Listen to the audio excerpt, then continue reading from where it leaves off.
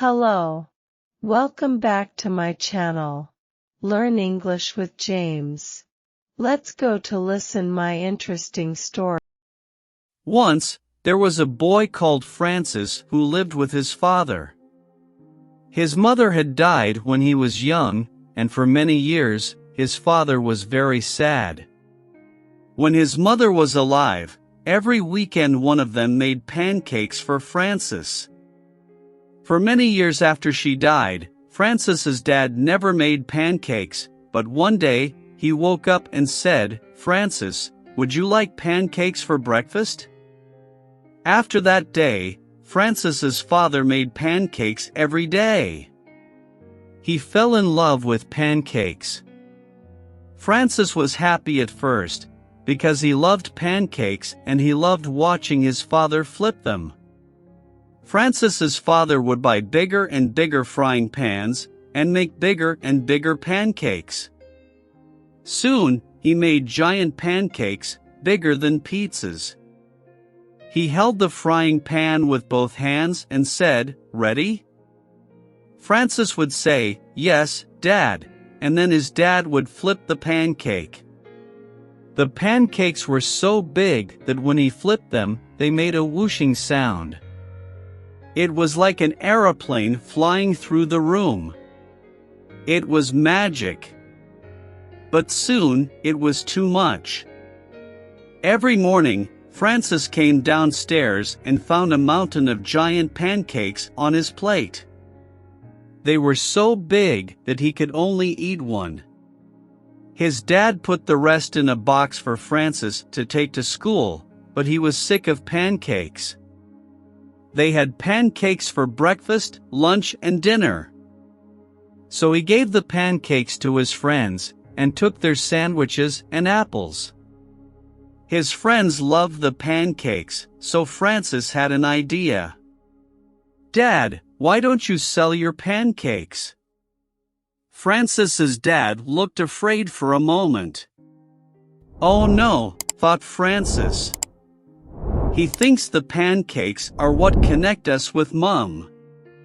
"But Francis," said Dad, "the pancakes are what connect us with your mother. We can't share them with other people." Francis spoke carefully. "Don't you think Mom would want us to share them?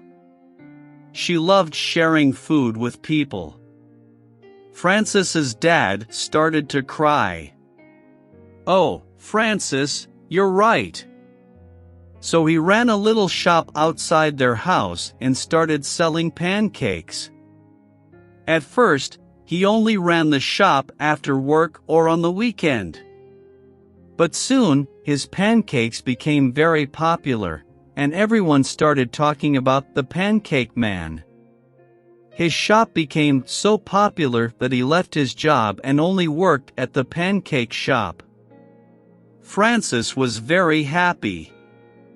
Because his dad sold all the pancakes, he gave Francis money to buy different food. Finally, Francis could have pizza and pies and vegetables. He ate carrots until he was sick of them. Francis's dad was also very happy. Everyone loved watching him flip the giant pancakes, and they always clapped afterwards. Years later, everyone in the city knew about the Pancake Man, and they opened up a restaurant in town. While Francis's father flipped pancakes and ran the restaurant, Francis worked hard at school.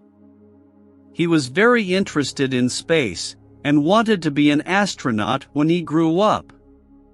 His father was so busy with the pancake business that he didn't see him very much. Francis finished school and went to university to study astrophysics.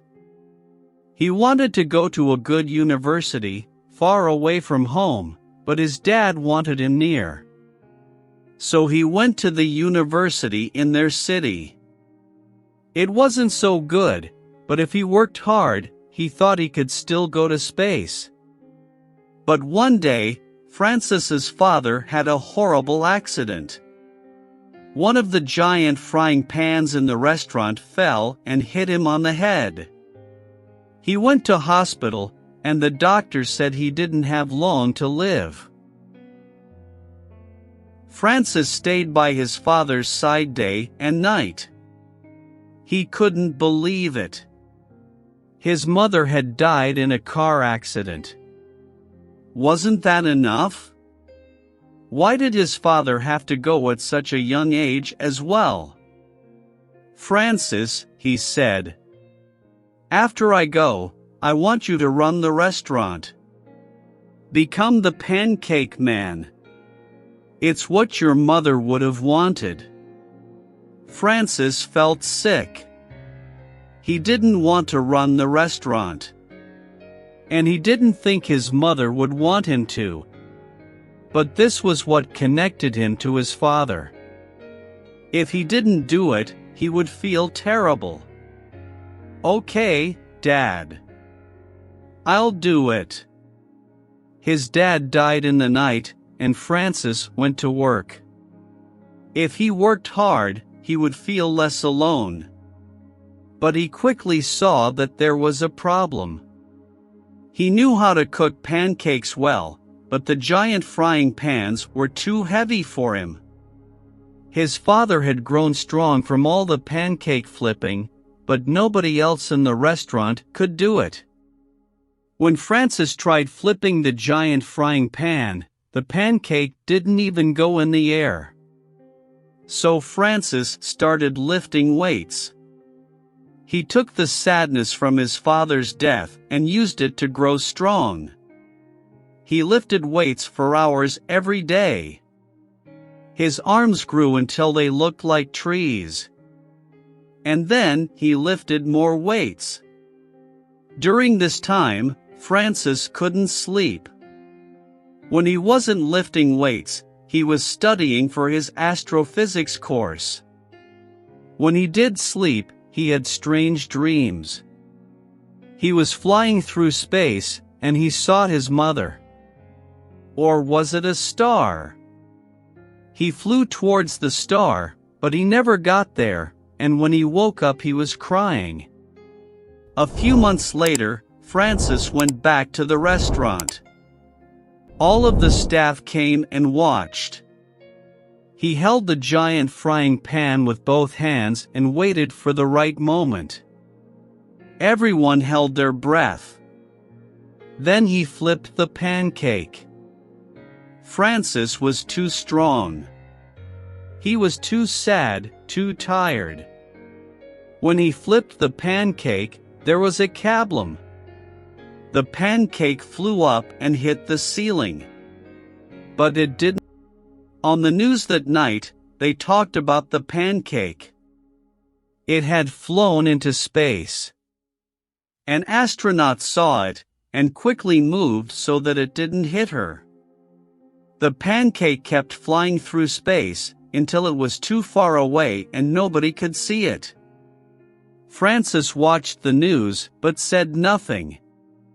He was alone in his house. His mother's house. His father's house.